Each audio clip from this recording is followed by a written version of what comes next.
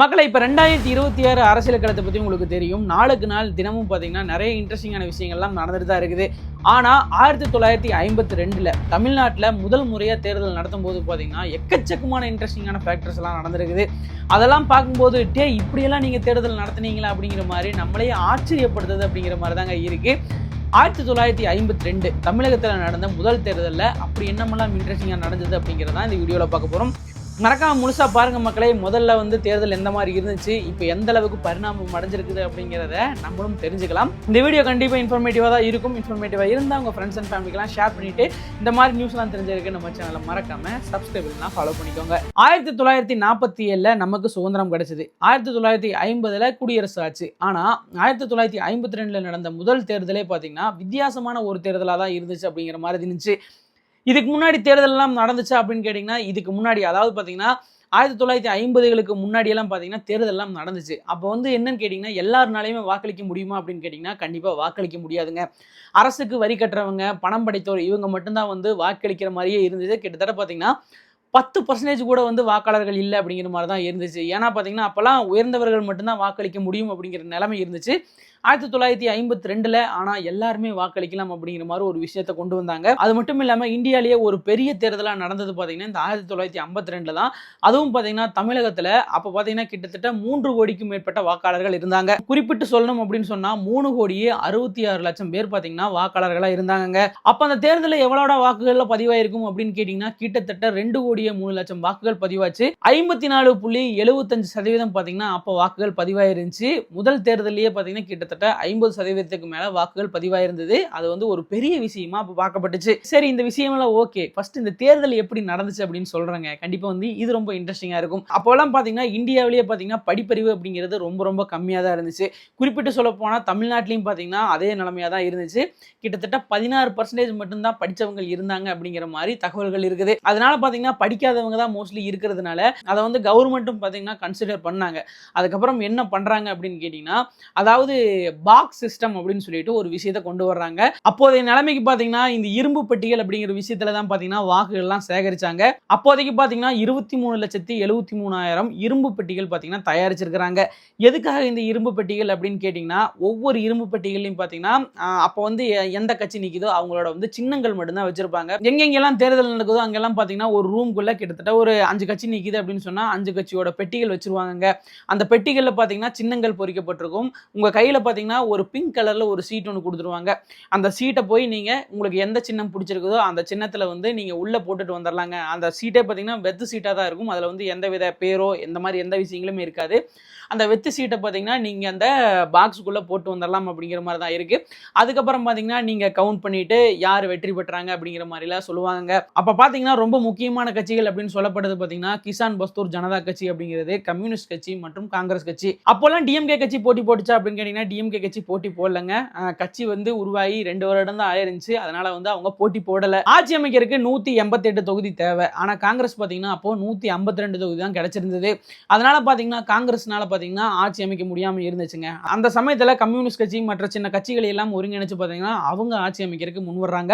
அந்த சமயத்துல பாத்தீங்கன்னா காங்கிரஸ் ஒரு முடிவு எடுக்கிறாங்க. அதாவது என்னன்னு கேட்டீங்கன்னா, ராஜாஜி அழைச்சு நீங்க முதலமைச்சரா இருந்துக்கோங்க, நீங்க நம்ம தான் ஆட்சி அமைக்கணும் அப்படிங்கிற மாதிரி அவங்க சொல்றாங்க. அப்போ ராஜாஜி தலைமையில பாத்தீங்கன்னா இந்த சின்ன சின்ன கட்சிகள் எல்லாம் ஒன்றிணைத்து அவங்க மெஜாரிட்டி காட்சி அவங்க ஆட்சி அமைக்கிறாங்க. தமிழ்நாட்டோட முதலமைச்சரா யார் இருந்தா அப்படின்னு கேட்டீங்கன்னா ராஜாஜி அவர்கள் தான் இருந்தாப்புல. அதே மாதிரி அந்த டைம்ல எல்லாம் பாத்தீங்கன்னா முதல் தேர்தல வேற இருந்துச்சு இல்லையா. இந்த முதல் தேர்தல எப்படி எல்லாம் மக்கள் கிட்ட கொண்டு போய் சேர்த்தாங்க அப்படின்னு சொன்னீங்கன்னா, இந்த வண்டிகள்ல எல்லாம் பாத்தீங்கன்னா நோட்டீஸ் கொடுக்கிறது, டமாரம் அடிக்கிறது, ஊர்கள் எல்லாம் டமாரம் அடிக்க சொல்றது. அப்பெல்லாம் பாத்தீங்கன்னா மக்களோட பெரிய என்டர்டைன்மெண்டா இருந்ததே பாத்தீங்கன்னா இந்த சினிமா தியேட்டர்கள் தான். அதனால பாத்தீங்கன்னா சினிமா தியேட்டர்கள் எல்லாம் ஏட் கொடுத்தாங்க. மக்களுக்கு பெரிய அளவு பாத்தீங்கன்னா இதோட இம்பார்ட்டன்ஸை புரிய வச்சாங்க. அதனாலேயே பாத்தீங்கன்னா முதல் தேர்தலில் கிட்டத்தட்ட 54% வாக்குகள் பதிவாச்சு. சரி, இப்போ அப்போலாம் கள்ள ஓட்டுகள்லாம் இருந்தது அப்படின்னு கேட்டிங்கன்னா, அப்போ பார்த்தீங்கன்னா அதை தவிர்க்கிறதுக்காக அப்போவே ஒரு நடவடிக்கை எடுக்கிறாங்க. அதாவது என்னன்னு கேட்டிங்கன்னா, நம்ம இப்போலாம் வீடியோலாம் போட்டுருக்கிறோம் இல்லையா, அந்த தேர்தலில் வச்ச மை இன்னும் அழியலப்பா அப்படிங்கிற மாதிரி. எனக்கு பாருங்கள் இன்னுமே பார்த்தீங்கன்னா இந்த நகத்தில் இந்த தேர்தலுக்காக வச்ச மை இன்னுமே இருக்குது. அது அந்த மை பார்த்தீங்கன்னா அந்த 1952 தான் முதல் முறையாக பார்த்தீங்கன்னா நடைமுறைக்கு கொண்டு வராங்க. அதுக்கு பின்னாடியும் பார்த்தீங்கன்னா ஒரு சில இன்ட்ரெஸ்டிங்கான விஷயங்கள்லாம் இருக்குது. இப்போ வந்து மக்கள் வந்து ஏதாவது மாறுவேடமெல்லாம் போட்டுட்டு வந்து இப்போ படத்துலலாம் பாட்டுற மாதிரி ஏதாவது மருகெல்லாம் வச்சுட்டு வந்து வேற ஒரு ஓட்டு போட்டுருவாங்களோ அப்படிங்கிற மாதிரிலாம் இருக்கும் இல்லையா, இதை வந்து கண்ட்ரோல் பண்ணப்பா.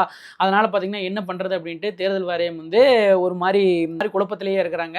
அந்த குழப்பத்துக்கு விடையாக தான் வந்தது பார்த்தீங்கன்னா இந்த மை அப்படிங்கிற விஷயம். இந்திய தேர்தல் ஆணையம் பார்த்தீங்கன்னா தேசிய இயற்பியல் ஆய்வகத்தை அணுகுறாங்க. அவங்ககிட்ட என்ன சொல்றாங்கன்னு கேட்டிங்கன்னா, எங்களுக்கு வந்து நீரால கழுவுனா வந்து இந்த மை வந்து போகக்கூடாது, அதே மாதிரி சோப்பு கொண்டு தேய்ச்சாலும் இந்த மையெல்லாம் போகக்கூடாது அப்படிங்கிற மாதிரி ஒரு விஷயத்தை சொல்றாங்க. அதுக்கப்புறம் இந்த தேசிய இயற்பியல் ஆய்வகத்தினால தான் ஒரு மை உருவாக்கப்பட்டுச்சு. அந்த மை தான் இப்போ வரைக்குமே நம்ம தேர்தலில் எல்லாம் யூஸ் பண்ணிட்டு இருக்கிறோம். சரி, ஒரு மை கண்டுபிடிச்சாச்சு, அதுக்கப்புறம் இதை மேனுஃபேக்சர் பண்ணணும் இல்லையா, அதாவது இந்தியா ஃபுல்லா தேர்தல் நடத்தணும். அப்போ வந்து இதுக்கு ஒரு மை வந்து ஒரு பல்கான குவான்டிட்டி நம்மளுக்கு தேவைப்படும்.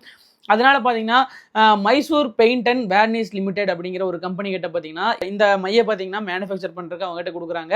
அவங்க தான் பார்த்தீங்கன்னா டோட்டல் இந்தியாவுக்கு மட்டும் இல்லாமல் இந்த சிஸ்டம் வந்து பயங்கரமாக ஒர்க் ஆனதுனால வெளிநாடுகளுக்கும் பார்த்தீங்கன்னா இந்த மையை வந்து அவங்க வந்து ஏற்றுமதி செய்யவும் ஆரம்பிச்சாங்க.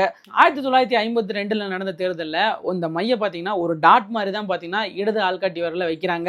அதுக்கப்புறம் இதையெல்லாம் நிறைய பேர் சுரண்ட முற்படுறாங்க. அதனால தான் பார்த்தீங்கன்னா அந்த மையை காலப்போக்கில் பார்த்தீங்கன்னா விரல்களுக்கும் சேர்த்து, அதாவது நகத்துக்கும் சேர்த்து வந்து வைக்க ஆரம்பிச்சிருக்கிறாங்க. இப்போ வந்து அது வந்து கோடு மாதிரி ஒரு விஷயத்த நம்ம வந்து வச்சுட்டு இருக்கிறோம். இன்னொரு முக்கியமான விஷயம் என்னன்னு கேட்டிங்கன்னா 1952 வந்து தமிழ்நாடு அப்படிங்கிற பேர்லாம் கிடையாது, மெட்ராஸ் மாகாணம் அப்படிங்கிற பேர்ல தான் இருந்துச்சு. இந்த மெட்ராஸ் மாகாணம் எவ்வளவு பெருசுன்னு பார்த்தீங்கன்னா 3 தமிழ்நாடு சேர்ந்தா எந்த அளவுக்கு பெருசா இருக்குமோ அந்த அளவுக்கு பெருசா தான் இருந்துச்சு. குறிப்பிட்டு சொல்ல போனா இப்ப இருக்கிற தமிழ்நாடு ஃபுல்லாமே இருந்துச்சு. அதே மாதிரி ஆந்திர பிரதேசத்தோட பெரும்பகுதி, கேரளாவில் பார்த்தீங்கன்னா இந்த கோழிக்கோடு, பாலக்காடு இதனை சுற்றி இருக்கிற பகுதி, கர்நாடகாவோட கடலோர பகுதி, ஒடிசாவோட மேற்கு பகுதி அப்படின்னு சொல்லிட்டு இதெல்லாம் சேர்ந்து தான் பார்த்தீங்கன்னா இந்த மெட்ராஸ் மாகாணம் அப்படிங்கிற மாதிரி இருந்துச்சுங்க. மொத்தமாக எவ்வளோ தொகுதிகள் இருந்துச்சு அப்படின்னு கேட்டிங்கன்னா மொத்தமாக 309 தொகுதிகள் இருந்துச்சு. என்னடா சொல்ற, 309 தொகுதிகள் இருந்துச்சா? ஆமாங்க, 309 தொகுதிகள் மட்டும் இல்லாமல் கிட்டத்தட்ட 375 எம்எல்ஏக்கள் இருந்தாங்க. என்னடா ஒரு தொகுதிக்கு ஒரு எம்எல்ஏ தானே, அப்புறம் எப்படின்னு பார்த்தீங்கன்னா அதிகமாக வருது, 66 எம்எல்ஏக்கள் அதிகமாக வருது அப்படின்னு கேட்டிங்கன்னா அதுக்கு பின்னாடியும் ஒரு சில விஷயங்கள் இருந்துச்சு. 1952 நடந்த தேர்தலில் பார்த்தீங்கன்னா ஒரு சில தொகுதிகளில் பார்த்தீங்கன்னா 2 எம்எல்ஏக்கள் பார்த்தீங்கன்னா இருப்பாங்கங்க. அப்போ பார்த்தீங்கன்னா ஒரே ஒரு எம்எல்ஏ இருக்கிற தொகுதிகள் பார்த்தீங்கன்னா கிட்டத்தட்ட 243 இருந்துச்சுங்க. அது மட்டும் இல்லாமல் பார்த்தீங்கன்னா கிட்டத்தட்ட 66 தொகுதிகள் பார்த்தீங்கன்னா இரட்டை எம்எல்ஏக்கள் இருக்கிற மாதிரி இருந்துச்சு. அதனால பார்த்தீங்கன்னா அதோட சேர்த்து ஒரு 132 எம்எல்ஏக்கள் வந்து ஆட் ஆனாங்க. மொத்தமாக பார்த்தீங்கன்னா 375 எம்எல்ஏக்கள் பார்த்தீங்கன்னா அப்போதைய தேர்தலில் பார்த்தீங்கன்னா தேர்ந்தெடுக்கப்பட்டாங்க. இரட்டை உறுப்பினர்கள் கொண்ட தொகுதியில் பார்த்தீங்கன்னா ஒருத்தர் பார்த்தீங்கன்னா பொதுப்பிரிவில் இருப்பாங்க, இன்னொருத்தர் பார்த்தீங்கன்னா இந்த பட்டியலினத்தை சேர்ந்தவங்களா இருப்பாங்க. இந்த மாதிரி இருக்கிற தொகுதிகளில் பார்த்தீங்கன்னா இந்த மாதிரியான 2 எம்எல்ஏக்கள் வந்து தேர்வு செய்யப்படுவாங்க.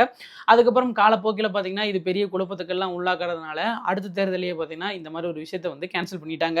அதே மாதிரி 1952 தேர்தலில் பார்த்தீங்கன்னா 16 கட்சிகள் வந்து போட்டி போட்டாங்க. கிட்டத்தட்ட சுயேட்சையா 667 பேர் பார்த்தீங்கன்னா காம்படிட் பண்ணாங்க. இதுல ஒரு முக்கியமான விஷயம் என்னன்னு கேட்டீங்கன்னா இந்த தேர்தல் வாக்குச்சாவடிகள்லாம் இருக்கு இல்லையா, அதுல பார்த்தீங்கன்னா இந்த இரும்பு பெட்டிகள் தான் பயன்படுத்தப்பட்டுச்சு அப்படின்னு சொன்னோம் இல்லையா.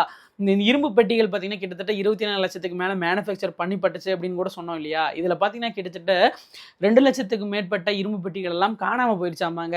ஏடா சொல்கிற அப்படின்னு கேட்குறீங்களா? ஆமாங்க, இந்த பெட்டிகள் எல்லாமே பார்த்தீங்கன்னா நிறைய வீடுகளில் பார்த்தீங்கன்னா இந்த அரிசி போட்டு வைக்கிறதுக்கு, பருப்பு போட்டு வைக்கிறதுக்கெல்லாம் மக்கள் எடுத்துகிட்டு போயிட்டாங்க. அதாவது ஒரு சில பேர் பார்த்தீங்கன்னா திருடி எடுத்துகிட்டு போயிட்டாங்க அப்படிங்கிற மாதிரிலாம் ஒரு சில தகவல்கள் இருக்குது. ஆனால் அதெல்லாம் எந்த அளவுக்கு உண்மை அப்படிங்கிறது தெரில. அதுக்கப்புறம் பார்த்தீங்கன்னா இந்த இரும்பு பெட்டிகள் எல்லாம் தூக்கிட்டு இந்த மாதிரி சிஸ்டம் எல்லாம் வேண்டாம் அப்படின்னு சொல்லிட்டு அதாவது தேர்தலில் அச்சுமுறை கொண்டு வந்தாங்க. அதுக்கப்புறம் பார்த்தீங்கன்னா காலப்போக்கில் மறுபடி பார்த்தீங்கன்னா புது புது டெக்னாலஜியை வந்து இப்போ மின்னணு வாக்கு முறைக்கு நம்ம மாறி இருக்கிறோம்.